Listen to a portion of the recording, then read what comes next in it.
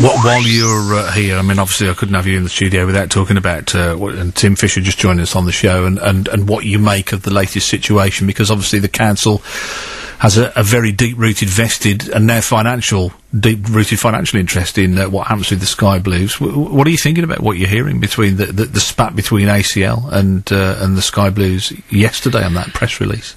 I have to say, I find what is going on absolutely appalling. I believe that as councillors we don't take part in the negotiations over what rent should be paid, and that's right and proper, because we're not the directors of ACL, and we leave that to the people who are representatives on the board, and they tell us, they brief us on what is going on, but we don't give them directions on what they should do, and I think that's right and proper.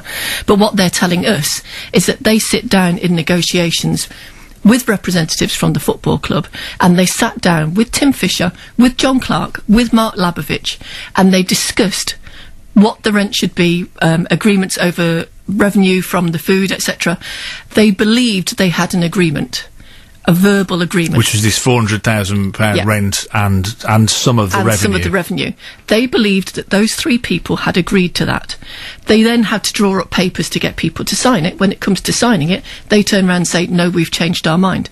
Now, how can you possibly have negotiations with an organisation that will not stick to things it's agreed to?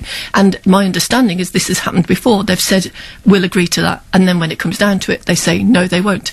They have to have some figure in mind that they will be prepared to spend on rent, and they must say what that is. So what's the way forward then? I mean, because you've got the ultimate sanction of ACL being able to petition for bankruptcy of the football club. I mean, that's where ultimately it could go. That's a huge thing to do, and I accept that. That is a huge thing to do, yeah. How many more times do you, if that is the case and what's happening, how many more times do you go to the negotiating table only to be knocked back, to be owed more and more money?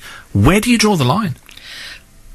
My personal view is, and I have to say this is my personal view, this is not something that that we as a council have got an agreed position on. My personal view is that we are at that line now. They cannot carry on not paying rent, not negotiating on a genuine basis, and talk about, we want you to do some deal for 3 years and then we're going to build another stadium somewhere else. How can they possibly say they've got enough money to build another stadium somewhere in South Warwickshire, but they can't afford to pay the rent at the Rico? And don't forget, the figure we were told that they agreed on when they met was £400,000 a year, which has come down from the £1.2 million a year.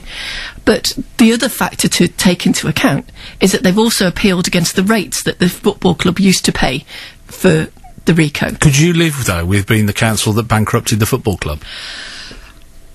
We would be the council that tried to negotiate with the football club, and the football club basically walked away. This is the football club that is refusing to pay anything for the ground that was built for it to use. But you would ultimately be the council that bankrupted their own football club, wouldn't you? We would in the end, yeah, if we had to do that. And you could live with that? We would have to live with that. How can we be in a situation where, as a council, if you don't pay your council tax, we send bailiffs in, but if you're a football club, you can do what you like? We can't have that situation carrying on. It is so unfair to the people of this city.